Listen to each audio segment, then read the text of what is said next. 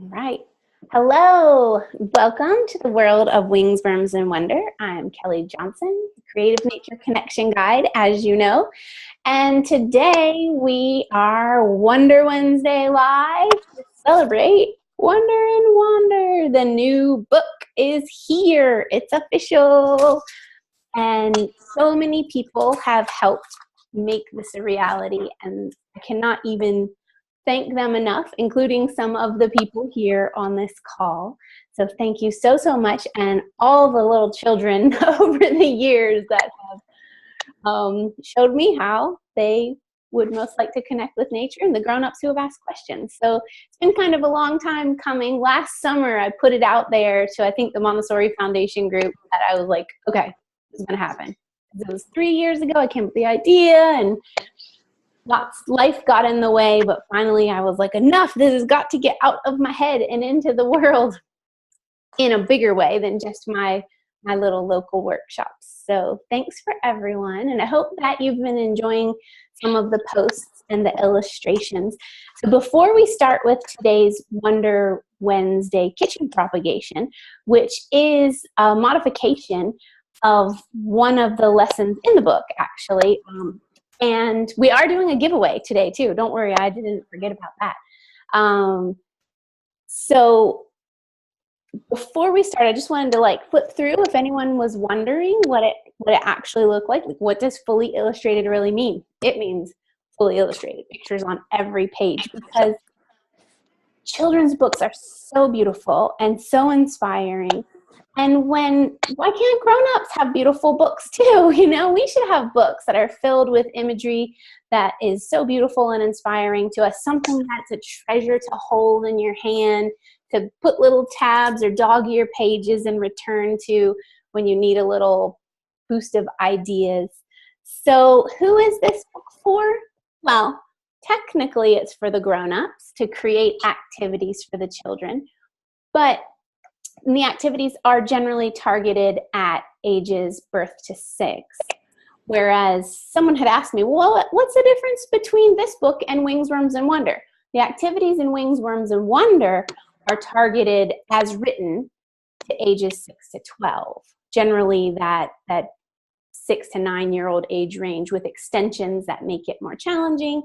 But I've done some of those activities with younger children in my workshops, and I've done some of these activities with older children. So if you're comfortable with modifications, you're good to go. But this is generally for grown-ups who spend their days with children under age 6, or that have workshops or want to start workshops, or Montessori primary teachers. So I'm just going to quickly go through some of the chapters. I'm very honored to have a foreword by, the pages are kind of blowing out, by Dawn Suzette Smith. She wrote the book Whatever the Weather, and she has the blog and online group Mud Puddles to Meteors, a great Instagram page too. And she's a homeschool mom, a nature connection guide for children up on the east coast of Canada. And she wrote such an inspiring little page about her experience with her daughter. And then we have the intro, of course. And something that's different about this book is every so often in the book you'll find a page like this. And this is a little sort of contemplation, a grown-up contemplation page. Just take a little break and think about, this one is, where was your favorite nature spot as a child? Is there a similar spot you could take a child to today? Just little things like that. And the main goal with Wonder and Wander, keep it small, keep it simple. Children love it small. They love it simple. The world is so big, so we need to keep it on their scale, especially little children. The backyard is a huge world to them, whereas to us it may seem small and mundane. But to the child, a flower pot is a huge world. So we go through all of this in the introduction, and we address fears of the child, fears of the adult, which is very real. Taking small children into nature can be scary for a new parent, new teacher, or someone who just hasn't spent much time in nature. We have these fears of bees and this and that, all these different things. It can be very scary. So we talk about how to address those fears in the Getting Started chapter. among lots of other things, setting up sensorial stations. I mean, in the Getting Started chapter alone, you could spend a couple of months.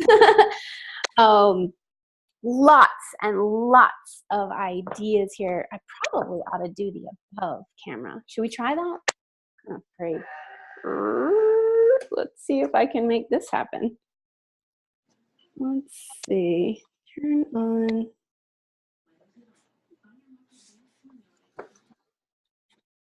Okay. Oh, this might make you seasick. We'll see.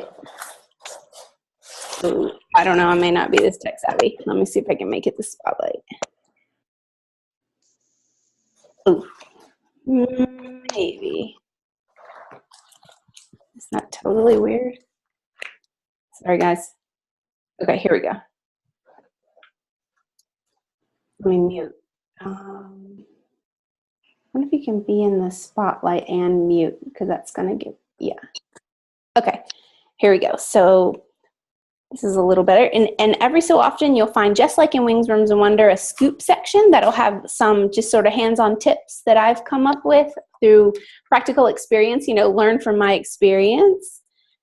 There's quotes, unexpected ones too.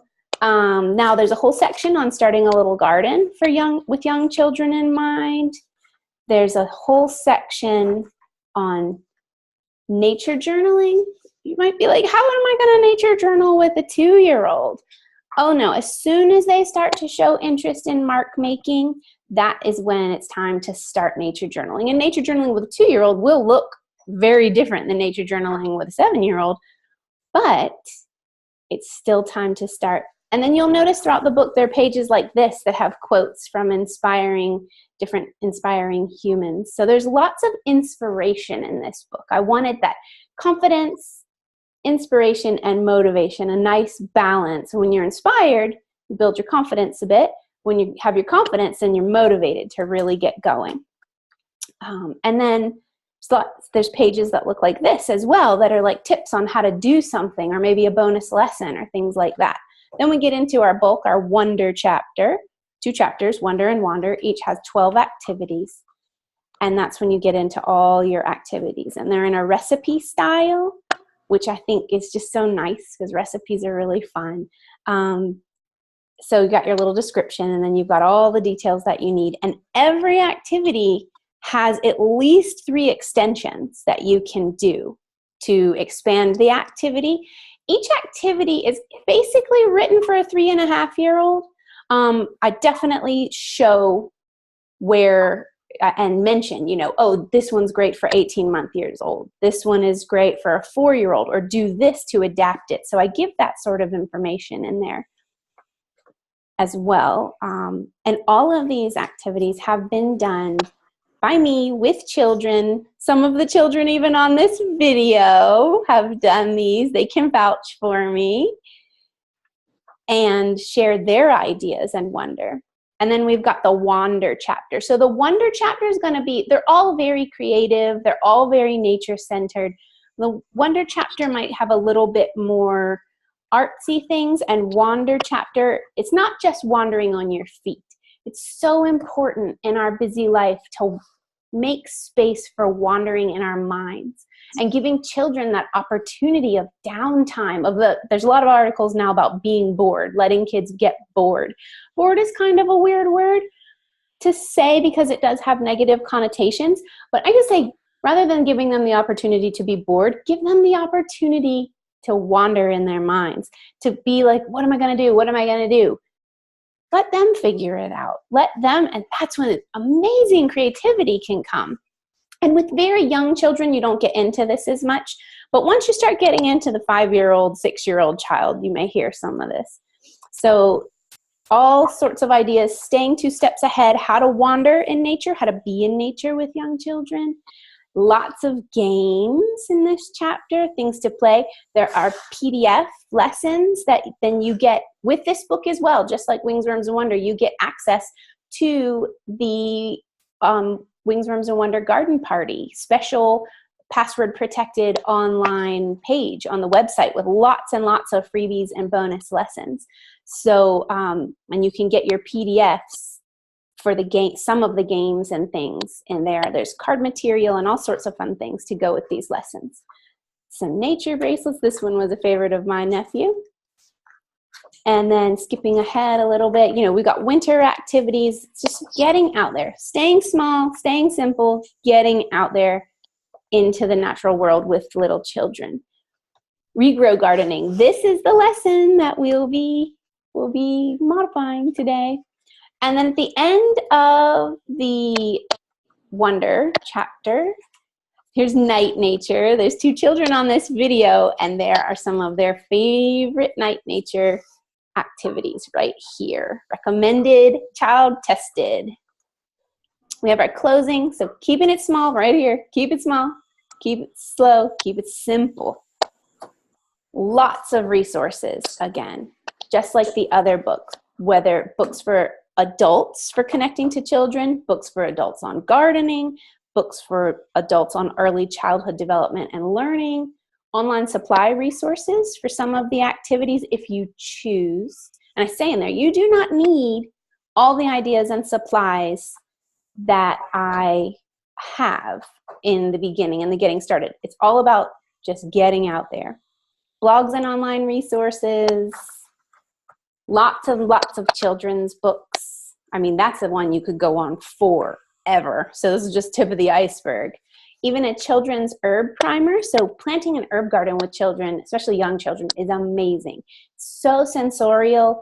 But you want to get, if you're not familiar with plants and gardening and being with nature and children, you want to get ones that are child friendly. So here's a whole thing, what part of the plant to use, why it's great for a children's herb garden. And herb gardens are super because they can be grown in a kitchen window. You don't even have to have any land. You can be in an apartment in the city or in your classroom.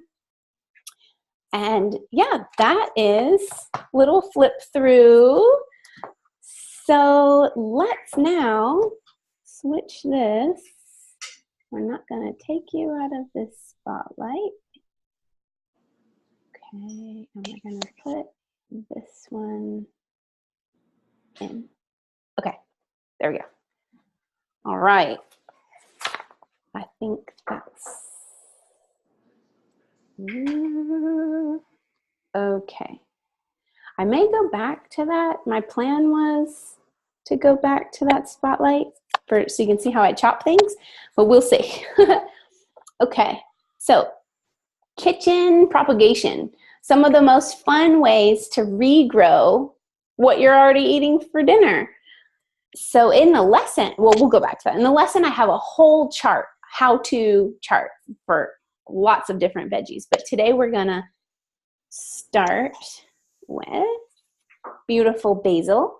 And this is basil from the grocery store. Nothing fancy about it one bit. And all you need is a cup of water, a plain glass, and you have your sprig of basil. It smells amazing. This is Vietnamese basil from the Asian grocery. They have really nice basil at the Asian grocery. So if you have one near your house, I highly recommend getting this. Another name for this kind of basil is also cinnamon basil. If you've ever gone to a pho restaurant and gotten pho, this is the kind of basil you get. So to best propagate this, you pick off the leaves at the bottom. And these are, when you buy the basil to use, these are what you'll use. So pick off the leaves and use them in your recipe.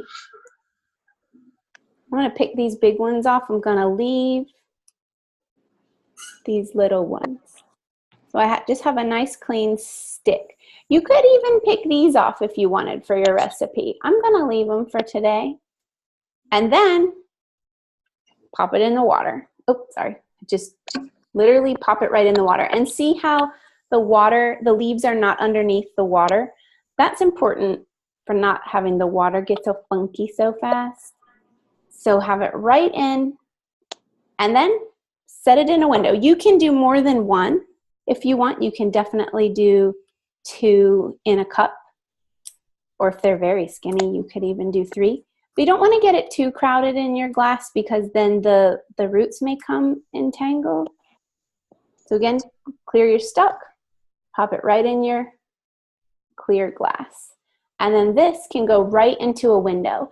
And in about 5 days, if the weather's warm, you will notice, I should have done this like a cooking show. Sorry, where I had like, look, time lapse. You'll notice roots are springing right out. Now, what about in those 5 days? Can you just ignore these? Kind of not. So you want to make sure the water stays clean and it stays, so the roots stay submerged. So I recommend changing the water each day. And this is just regular sink water. There's nothing fancy about this water, this cup, this basil at all. So refresh your water each day. Keep the water high so the stems don't come out of the water, because the roots are going to grow in the water and they're going to be thin, white, long. They'll grow kind of longish roots. Nice and fresh, just like that. And in about 5 days, you'll notice the roots. Well, then what? Well, you can keep growing it. I would say don't take it out right away when you start seeing the roots. I would leave it about a week and a half, so maybe 10 days in the glass. Then your roots will be strong enough, sturdy enough, and you can then transfer it to a little flower pot of soil, or transfer it straight, if you have an outdoor garden, transfer it straight into your garden.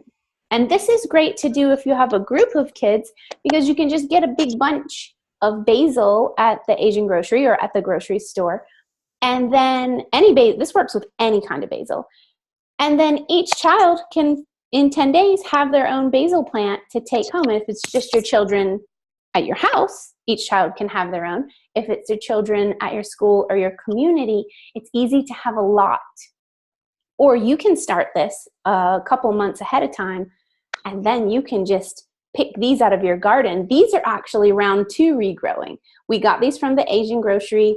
We sprouted them just like this. We've had them in our garden a couple months, and I picked more. So we'll use all of this tonight for dinner, and then sprout these. And now we've got 2 more plants. So literally out of one bunch, which maybe has 10 or 15 chunks, stems of basil, we've already got 30 at this point, and now we've got 32 because the plant's still out there growing and making more. So that's number 1. And here I have from one of my children's gardens, tilt this down. I have mint and lemon mint, and it's the exact same process. So let's see if I can get this out. This smells so good. I wish this camera was scratch and sniff for you. Now mint, great to use for teas. You can use it in salad. This has this is kind of long, right? Like, it doesn't need to be this long. Your stem just needs to be 4 to 6 inches. So you can use some scissors to just snip. You want to snip all the leaves off again. And to snip it, kind of, I would just use that in cooking or in tea. And then you can just sort of clear the stem. I'm a little rougher with the mint. Mint's a little tougher than basil, so you can be a little rougher. It has a hardier square stem. And again, you've got a nice clean stem. Pinch off the largest leaves. You want to leave about 2 to 3 sets of leaves. So if we've got 1, 2, 3, that's it. 2 is fine, 3 is generous. Again, it's not rocket science though. Again, plain fresh water, pop it right in. I'm going to pour a little bit more water into this one. And this stem might be a little long for this cup, so I'm gonna, whoop, oh my goodness. I'm getting my computer wet. That was my fear. Water and the technology. Okay. Lemon basil or lemon balm. Another easily propagated, it's a cousin of the mint. but it's like lemon, so it's really nice and tea. Again, just strip, and then keep a little bowl for the children. I mean, you would set this up nicely for the children. I've kind of tried to squeeze it in. Strip the leaves. Again, this one's quite tough, so you can be a little rougher with it. Pick them off. And the same timeline as basil. So, about 5 days, you'll start to see the roots come. And then it's a little bit long. See, just about that long. Doesn't have to be huge. About 5 days, you'll start to see the roots come. And about 10 days, you want the roots to be sort of about that long before you, an inch before you plant them into the soil. And voila. See how pretty and how easy these would be so nice in your window? I like to do clear glasses. You don't have to do clear glasses. You could do in a little pitcher or anything, but I like to do clear glasses because you can observe. And each day with the children, check on them, see how the roots are growing. Let the children change the water, smell them each day, making observations. And with very tiny children, so if you have an 18-month-year-old, talk them through the process. The key is like, oh, well, they can't do that yet. Well, they can pick leaves. They can have an amazing time with this bowl of leaves that you have cleaned off. And these are herbs. So while you always want to be careful with children when eating, especially young children, you don't want any choking hazards, but they can chew on them totally safe and tasty. And their faces are really funny when they eat mint for the first time. And taste these different flavors, and it gets their taste buds used to. You've got the oral exploration, which is actually another big part of the book that we talk about with young children and being in nature, and oral exploration, along with the fear that goes with that with parents and any adults, children putting things in their mouth. So yeah, get them involved. Talk them through the process. If you have an infant, they could be sitting in their little chair or in your backpack carrier, and you're telling them about this. Oh, smell this, taste this. So you can touch it to their mouth. You can show it their hands, show them how to tear it and then smell it. All these tiny little bits of sensory input, all this language that you're using with them. You're naming plants. You're saying this is a leaf, this is a mint leaf. You're giving them a nature language. You're giving them the vocabulary that is sinking in. Because early childhood is the sensitive period for language.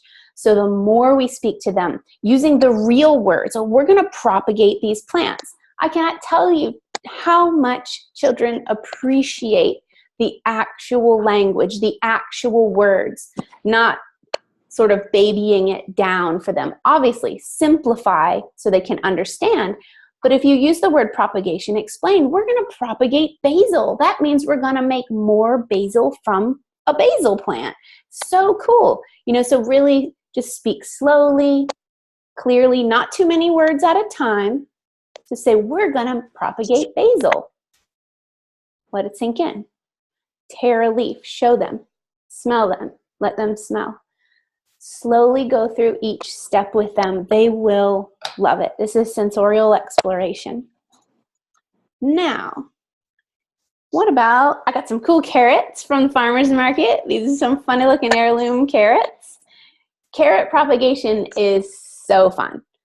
So I want to try to go and see if I can, this is crazy, go back to this overhead camera. Okay. Woo-hoo. Okay. I'm gonna mute this. Okay. I got this little arm thing. Kyla said make it landscape, but I'm not totally sure how to do that. Oh, I hear an echo. Y'all hear that echo? Let's see. Mute. Okay. So carrot propagation is so fun. All you need are carrots that you're going to eat for dinner. Now, if you're doing this with children, they will likely not make it to dinner. You will want to feed them. They will want to eat them. So about an inch from the top. And you see we have where the greens grow. You want to have the top, you want to have a little bit, but you don't want the greens because they're going to die back anyway. When you regrow carrots, you're not actually going to regrow the carrot. You're going to regrow the greens. And in the blog post where all of this will be written down, so you don't have to remember it all right now, I even have a link for a recipe using carrot tops. And so you have about an inch.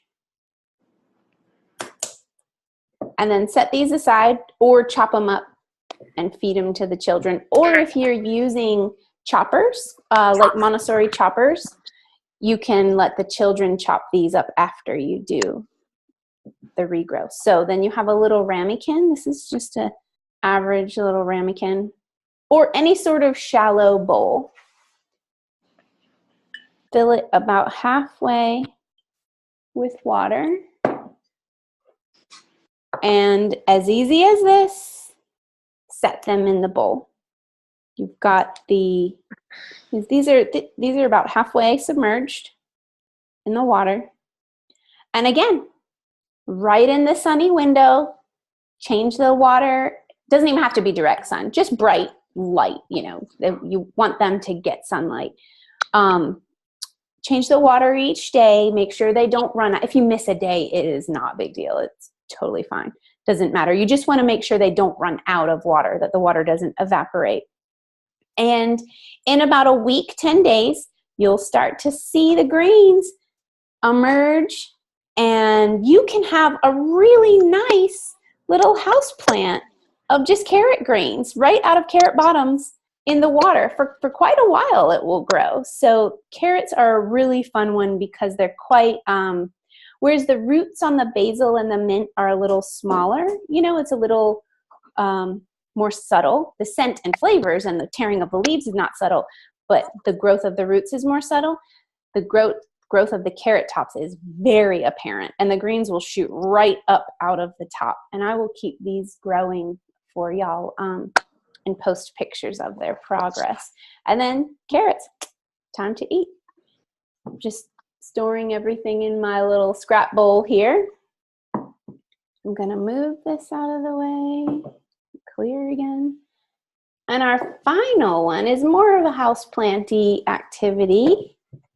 Now, I use this as an example. This is a perfect little flower pot to grow basil in once it gets the roots, but it's also great to grow spiders. These are, zoom out a little bit if I can. Ooh, sorry, make you seasick. These are spider plants, just the basic, old school house plant that shoots down the little spiders. You just snip the stick that they're dangling from and take a moment with the children. If the child is using scissors, let them cut. So 4-year-old, some 3-year-olds are using scissors, 4-year-olds, 5-year-olds, 6-year-olds definitely cut and choose their own spider. You can buy a spider plant just at the store, or you may have a friend that has some that'll give you spiders, or a neighbor or someone that will let you cut some spiders off of theirs. So you'll notice all the leaves coming up and then the roots at the bottom. So the roots, and we talk to the children what part of the plant goes into the soil. The roots go into the soil. So nestle a spider into a flower pot, right into, this is just potting soil, average potting soil. It's organic. It doesn't have any fertilizer or anything added to it. When you do this with young children, what I do with toddlers is I have a bowl, like a big salad bowl full of the soil, and I have scoops, no more than 4 scoops, depending on how big the group is. If you just have your own children at home, 1 scoop each. like tablespoon size scoops, and we use little small sprouting flower pots, and the children scoop and fill their own flower pots. This is huge at the 2-year-old, 2.5-year-old age, the filling and dumping, or even 18 months, filling and dumping. They may want to fill and dump their flower pot 10 times before they ever have an interest even in planting the plant. And that is okay. That's a big part of Wonder and Wander. That's kind of the wandering part of this activity, right? Of any of these activities, that there's a sensorial process that the child may extremely enjoy that isn't the product. So keeping in mind process over product with the child. The product will come, but the process is what is most important to them. So letting them explore whatever process sensorially. They may want to do their hands in the soil. They may just want to do the scoops. They may start with the scoops and then go to the hands. This may be something you want to do outside. With water pouring, they may become interested in that, splashing. So go with it is what I say. I mean, not in an inappropriate way. I have a whole section in here too on follow the child. Are you kidding me? Like, follow the child within reason. You are in charge. They can't throw water and soil all over the room. That is not appropriate. But they can fill and dump. They can pour. And it might be a little messy, but that's okay. That's process. If the child is working in a focused and concentrated manner, that is true work and they're learning. So, side note. Anyway, and you can put 2 or 3 little spiders into one plant. So finding the roots, letting the child cut the spider, leaves grow up, roots grow down. And I sort of will, if I have 4- and 5-year-olds, I'll be like, oh my gosh, are these spiders? Are these plants going to turn into spiders? And then they're like, no, don't be silly. They won't turn into spiders. But then some of them are like, I don't think they'll turn into spiders. So you can talk about spiders, and we can talk about, well, why do you think they would call this a spider plant? Because it looks like it has lots of legs, because it descends down the way a spider can hang down from its web. So there's all sorts of wonderful conversations that can emerge. And just add a little bit of water, just a tad. And voila, these are ready to grow. You just made yourself a new houseplant. Easy as that. Regrowing from a friend's or another gardener. Let's see. Now we'll go back. Okay. I'm gonna stop that video. All right. I'm doing the technology. So now, as far as nature journaling with young children, ooh, sorry, cutting board. I can't believe I didn't spill anything. I brought all these towels just in case. Didn't even need them. With young children, offer them a very limited palette. Offer 2 shades of green, or a shade of green and a shade of yellow. They will enjoy the mark making. They will not be representational. Does not matter. You can point out to them, look at the texture on these leaves. Isn't that interesting? You know, have them touch it and then have them draw. I know with my nephew, when he was about 4, he always wanted me to draw the shape of the leaf, and then he colored it in. That was just a phase he went through. Now he wants to draw it. You know, before that, he also just wanted to make marks in the colors of nature. So nature journal with the child. It's like an engaged process. If the child does not want your help, they want to do it themselves, which would be the case of many 18-month, 2-year-olds, go with it. That is great. But you're not just on the side there. You are also drawing with them. They are drawing in their way on their piece of paper with a limited color palette, and you are drawing in your way on the piece of paper using the nature as an inspiration with the exact same limited color palette. So provide yourself the same supplies that you are providing the young child. So if it's green and yellow, Give them a green and yellow crayon and a piece of paper, and you a green and yellow crayon and a piece of paper. And you may want to have a conversation with them about it. You may want to say, ask them, what does this smell like? And then you might want to put that dictation, you know, today's date, June 7th. Lemon balm. Lemon balm smells like, draw a line, and, you know, they may or may not say lemon. Depending on what sort of speech they have, you know, taking dictation on their nature journal pages is, one, it's absolutely adorable what they say. And 2 is very interesting. 3, for children who are not yet writing, it can be a really nice way to help them express their thoughts. And if their mark making is more abstract, if you're in school, for example, then it sort of defines it. If you can use their nature journal to show parents for anecdotal assessments of what you're working on in class.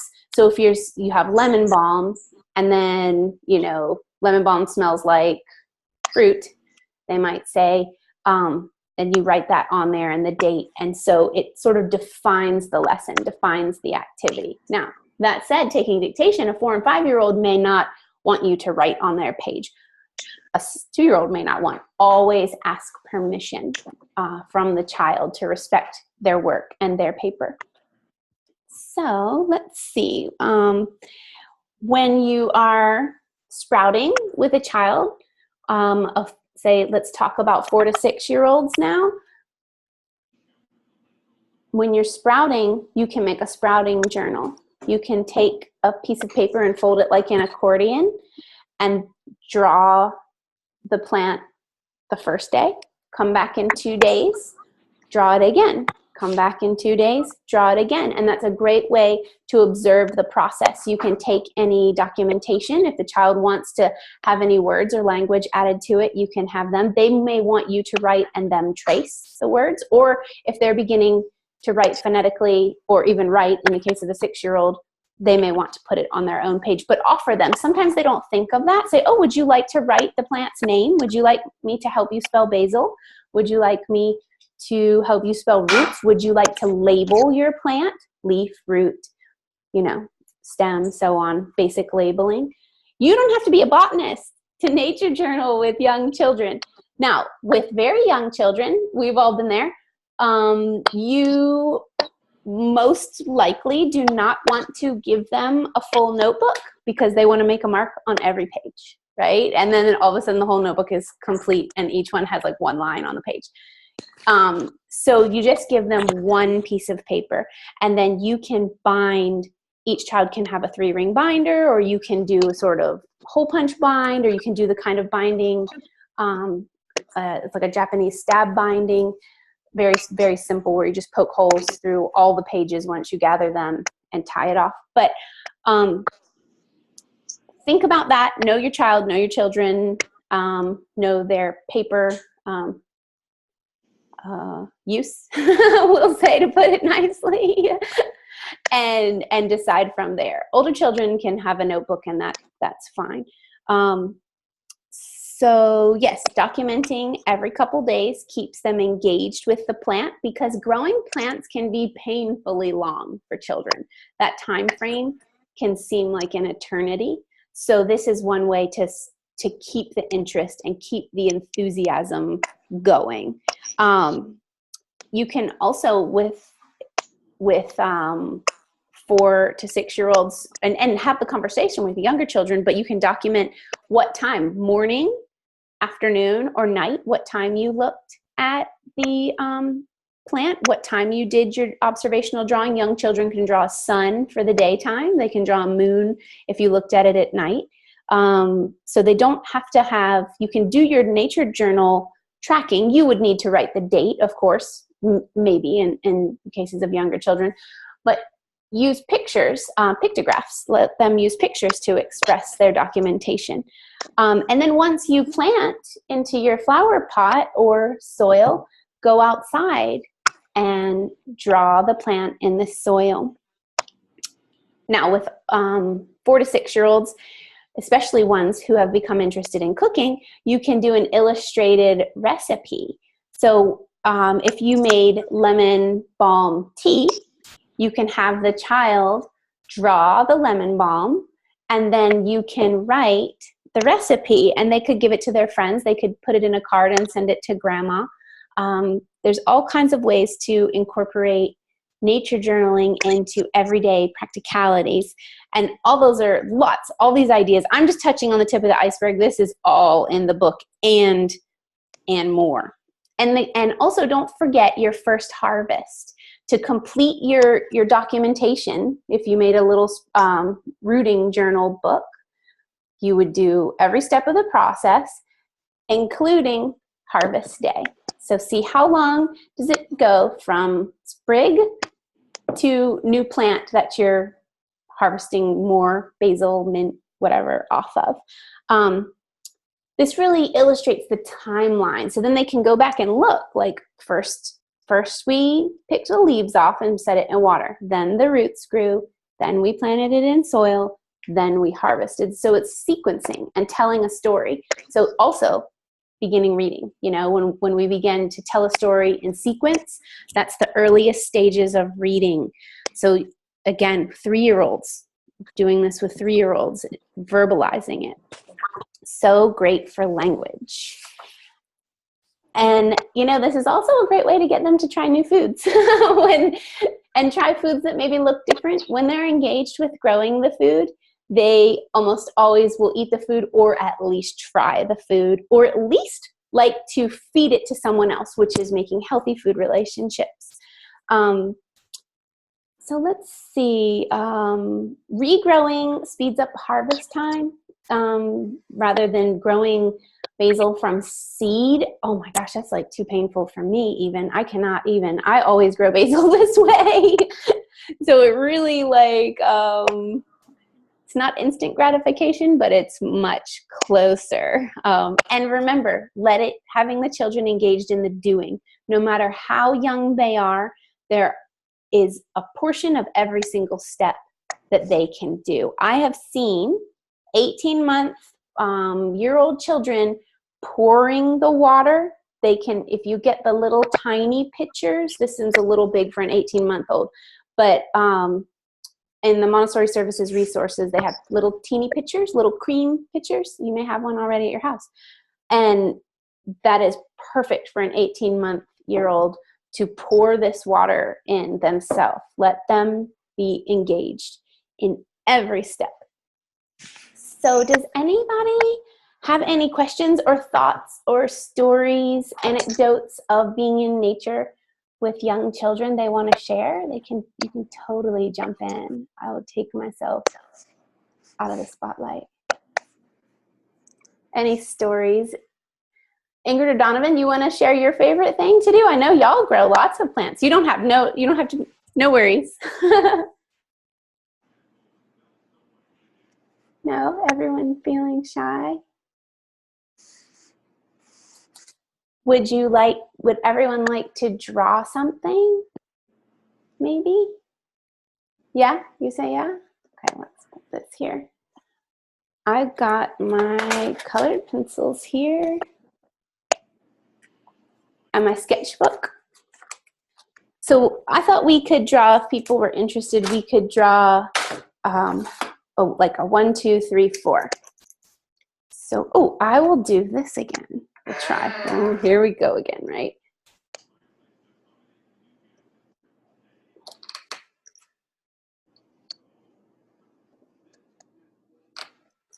Oh, okay. Here we go. And spotlight. Mute. Okay. Is this upside down? Shouldn't be. Whoa. Oh my gosh, y'all, this is crazy. Okay. So take your paper and divide it in half. And then divide it. And obviously, a young child could not do that. That will be for you.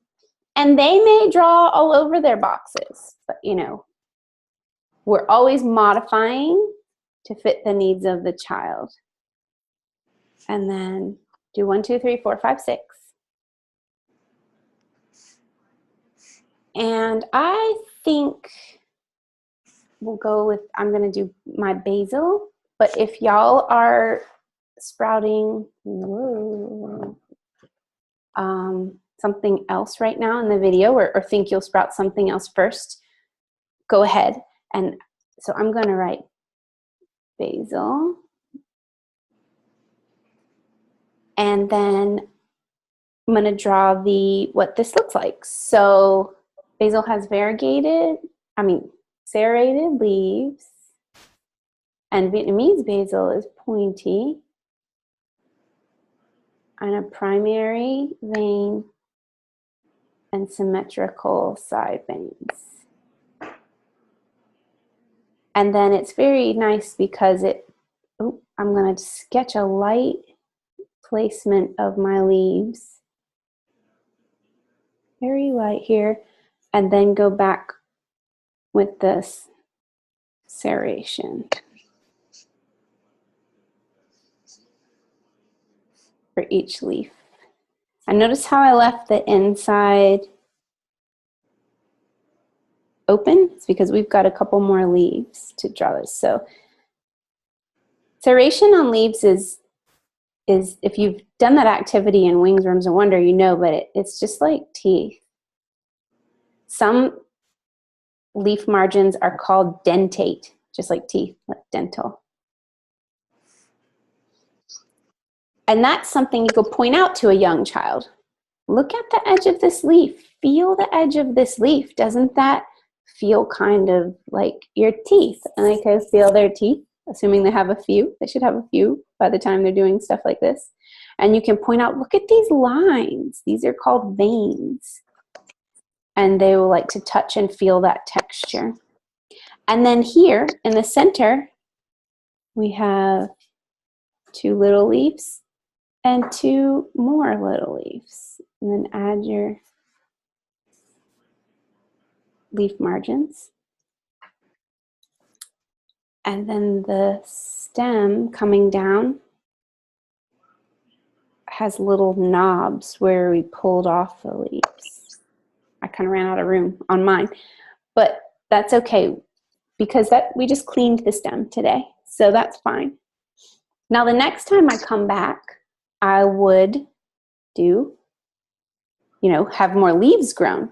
Do I need to pick off some leaves? I don't know, maybe you want to pick some off and use some, because like in this one, if these start growing, I could pick these side leaves off and use them in the meantime. Maybe I'd pull it out of the water and I see just right here some roots have started to grow. So number 2, I may not even draw the top part. I may just draw where roots are starting to come out. Or maybe they're coming some from here. Now, with a young child, you'd be like, how's a young child going to draw this? Is she crazy? No, not at all. Maybe a little bit, but only in a good way. Just let the child make the mark that is representational of the leaf to them. Oh, can y'all not hear me? Am I having mic issues? Oh, y'all are having mic issues. Okay. And then point out to them, well, how would we draw this stem? We would give them just the stem color that day, a line, and show them how to draw a line.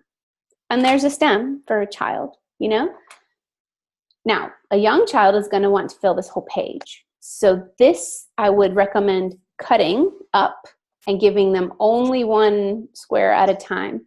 For a child under 4, but it depends on the child's personality. Some 3-year-olds may not, but it's likely they would want to fill the whole page. Also, like we talked about giving a limited palette, I would use crayons with young children, but 3 and up can start to use colored pencils pretty sufficiently. Or you can get the chubbier colored pencils too. They do make the thicker ones. And then they can just color it in. Just as simple as, just simple. Just going, coloring in each section. And if a child is interested, they can trace, older child or a 6-year-old can trace the veins. So nice and simple, keeping it easy, and adding color after you did the green, for example, on the basil, and finished that with the child. I would take those colors away, move them to the side, and then take a moment to observe with the child, what other colors do you see on this stem? That stem isn't green, is it? It has some purple and some pink in it. And I would offer them that color to place on the stem. And so it's a way to guide the child towards realism in their nature journal without forcing it. You know, it's sort of like preparing the environment for the results you want to see, you know? So by giving them a limited palette, especially with paint, it prevents a big brown mix mash mess of colors, but it also sets the child up for success, and they see like, oh yes, while to us what they drew may not look anything like this plant, to them it will look just like it because it's their mark making, it's their expression. And then, you know, if you were cutting this up for a young child and giving them one at a time each time you guided them through this activity, then at the end you could staple it together, make a little cover if you wanted to. You can even do some leaf rubbings, you know, cutting, you can do tracing, but, you know, breaking off a leaf and then putting it underneath. But that's another activity in the book, leaf rubbing. So we're almost to the end of our hour. Does anyone have any questions? And even if you think of them later, you can always email me. I'm gonna again turn that off. That on. Okay. Any questions at all? You can even type them in the chat if you want to. Oh wait, turn that video off. Okay. And if not, that's good. Maybe I was clear. So I'm gonna do a giveaway, and I thought a lot about what is the best way to do this. Because you know how some people's internet connections, like sometimes on these live things they ask a question and like type it in, who gets it in first. But that's tricky because some people's internet connections aren't as fast, and that doesn't seem very fair to me. So let's see, we have 1, 2, 3, 4. Okay, that's good chances, good odds, y'all. I'm clearing out my bowl here. So what I did was let me dry this out. We don't want anybody's numbers sticking. I cut little numbers out of a piece of paper. Then we can put them in the bowl and draw them out. I wasn't sure how many people would be, so we'll go right down the order of this. So Yvonne, you're gonna be number 1. Nail family, you're gonna be number 2. Oh, now it just shifted when I did that. Okay, still, Yvonne is number 1 in the bowl. Nail family, you're number 2 in the bowl. Megan, you're number 3 in the bowl. And Cheryl, you're number 4. Okay. I need some children to come draw the, I'm not looking, draw the numbers. And everybody cross their fingers. Okay, who's it gonna be? Number 3, it's Megan. Congratulations. Today is your lucky day. So Megan, if you want to email me your address. Wait, is this Megan Orman? Or is this a different Megan? You can type in the chat or you can email me your address and I will send you a copy in the mail. And I think that, oh, in case anyone is interested, I'm going to put some links in the chat. Here's the link for this activity. First off, this is Kitchen propagation activity. And this is everything on how to do these plants, just like we did today, written down. So there's that link. And then if you are interested in the book, here is a link to learn more about it, some more details on it. Or if you're like, oh my gosh, so awesome, and you can't stand it, and you want to be the first person to get it on the very first day it's available, there is that link. So there's some links for y'all. And this replay will be up on the blog post. The replay of this video, if you want to see how I did any one particular thing, will be up on the blog this afternoon too. So keep it small, keep it simple, keep it slow.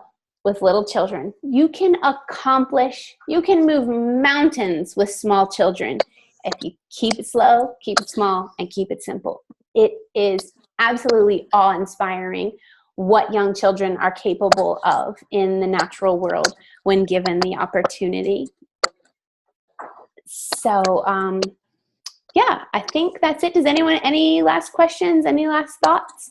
If you come up with them, you can always email me later or write to me on Instagram or anything like that. Oh, Megan, if you want to privately put in the chat your address, or you can email me, I will put it's Wings, Worms, and Wonder at, oh, well, I'll maybe not put the email out. Put that privately in chat. I was like, You can always email me from my contact page on my website too. There was a little trouble with that the past couple weeks, but that's all fixed now. All right, I hope that you are inspired to go into your fridge and get some carrots and get some herbs and start kitchen propagating. Cook your dinner and then grow some more dinner afterwards. I hope everyone enjoyed Happy Wonder Wednesday. Thank you so much for being here today, and I will see you soon. Thank you, Ingrid and Donovan, for your help on the night nature activities in the book, and I hope you all enjoy. Have a great day. Bye.